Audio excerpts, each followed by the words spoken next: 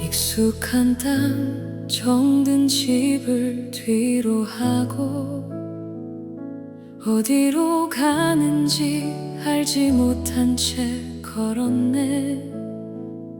공허한 광야 위를 흐르는 주의 음성, 내가 내게 보여줄 땅으로 가라. 적막한 밤하늘을 올려다볼 때 수많은 별들 속에 새겨진 주의 약속, 내 몸은 쇠하여도 주의 말씀은 부르러 바다의 모래알보다 더 많은 생명 꿈꾸네. 하늘의 별을 보라, 주의 언약을 보라.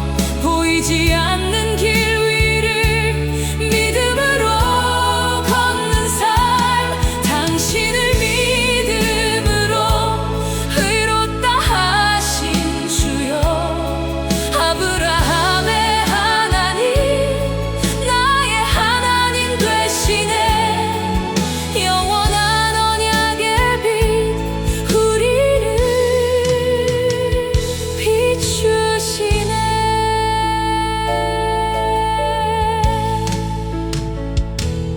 모리아 산 위로 흐르는 고요한 눈물, 가장 귀한 이삭을 제단 위에 드릴 때 준비된 수량으로 생명의 길 여신 주 여호와 이레의 하나님, 그 신실함을 노래해. 한 사람의 순종이 축복의 통로 되어 온 땅과 만민이 주께 돌아오리라. 우리는 그 약속의 씨앗, 언약의 자녀들, 믿음의 조상을 따라 좁은 길을 걷네. 하늘의 별을 보라, 주의 언약을 보라. 보이지 않는 길 위를 믿음으로 걷는 삶, 당신을 믿음으로 의롭다 하신 주여. 아브라함의 하나님, 나의 하나님 되시네. 영원한 언약의 빛, 우리를 비추시네. 가야 할 길 멀고 험난할지라도 약속을 이루실 주를 신뢰합니다. 별처럼 빛나는 언약의 여정.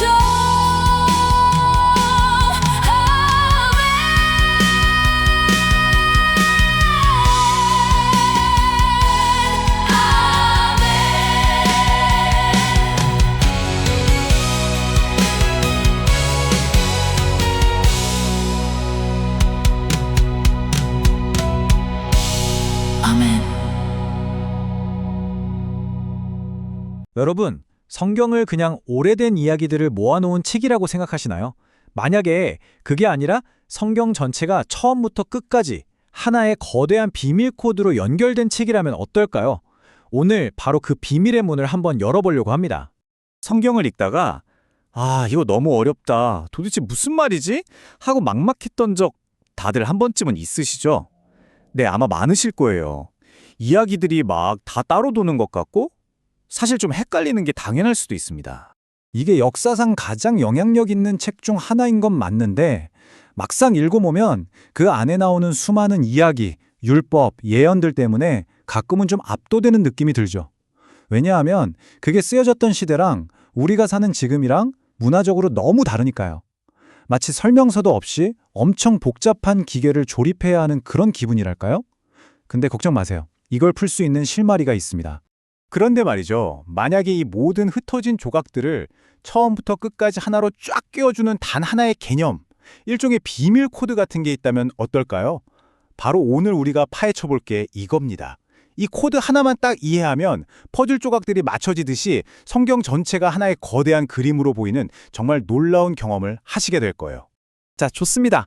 그럼 그 비밀 코드를 푸는 첫 번째 단서부터 한번 시작해 볼까요? 그 단서는 바로 언약이라는 정말 강력한 한 단어입니다.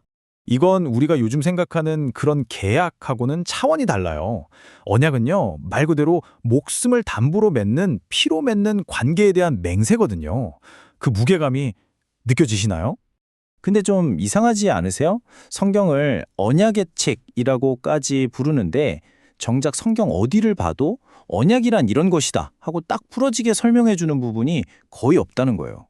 왜 그럴까요? 그 이유는 간단합니다. 성경을 처음 읽었던 그 사람들에게는요, 굳이 정의가 필요 없었기 때문이에요. 그 사람들한테 언약이라는 건 마치 오늘날 우리한테 윷놀이 하자 하고 나면 아무도 규칙을 설명해달라고 안 하는 것처럼 너무나 당연하고 익숙한 개념이었던 거죠. 그냥 문화고 삶 그 자체였으니까요. 자, 이 표를 보면 그 차이가 확 들어오죠. 정말 흥미로운 지점인데요. 계약은 기본적으로 서로를 완전히 믿지 못하니까 만약에를 대비해서 조건을 따지는 거잖아요. 그런데 언약은 정반대예요. 목숨을 건 약속을 통해서 신뢰를 바탕으로 한 깊은 관계로 들어가는 겁니다. 출발점부터가 완전히 다른 거죠. 자, 이제 언약이라는 단어의 무게감을 좀 알았으니 다음 단서로 넘어가 볼게요. 이게 고대 사람들한테 얼마나 실제적이고 중요한 거였는지 진짜로 이해하려면요, 이 단어의 정의만으로는 부족해요.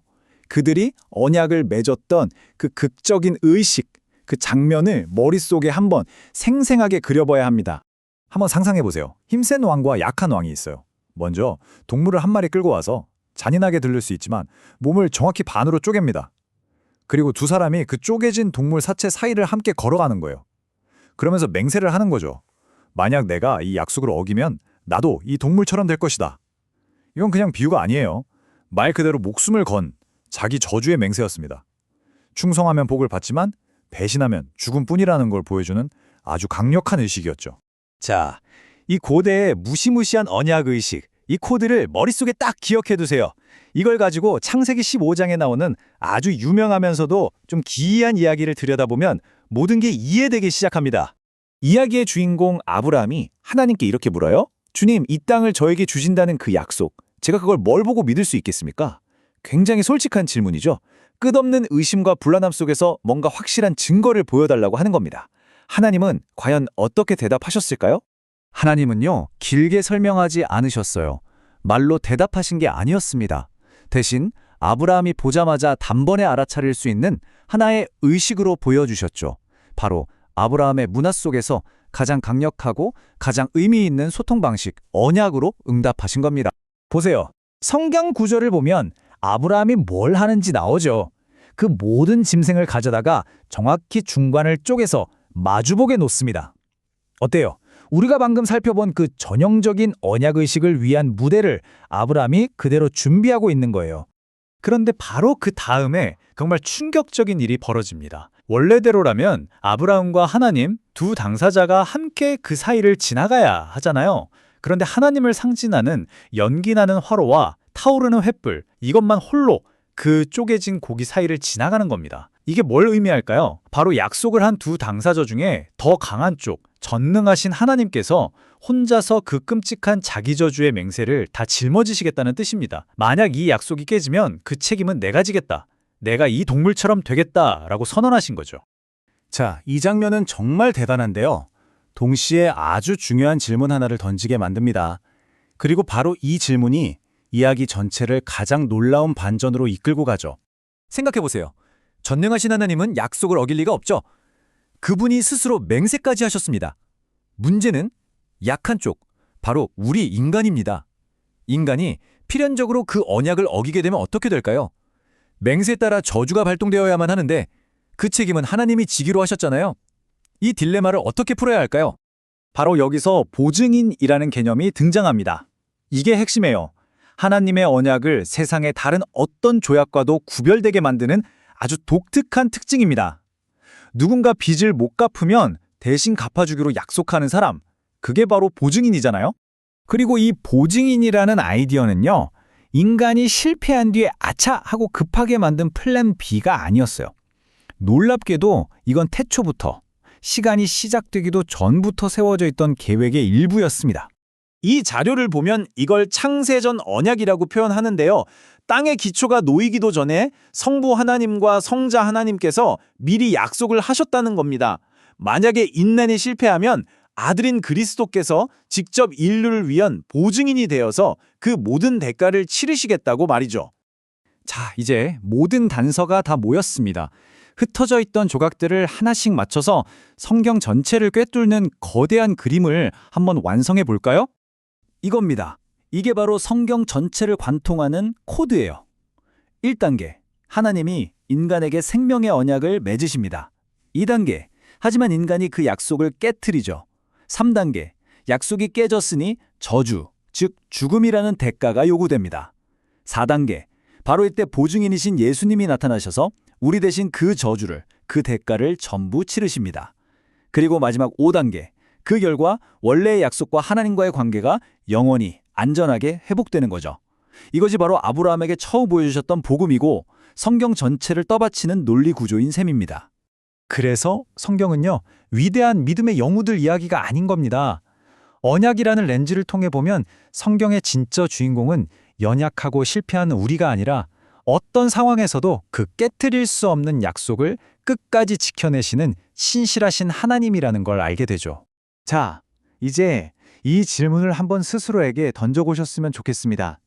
성경을 그냥 여러 이야기의 나열이 아니라 이렇게 하나의 통일된 언약 이야기로 보게 될 때 우리가 성경을 읽는 방식은 어떻게 달라질까요? 아마 전에는 보이지 않았던 정말 거대하고 일관된 하나의 이야기가 여러분 눈앞에 펼쳐질지도 모릅니다.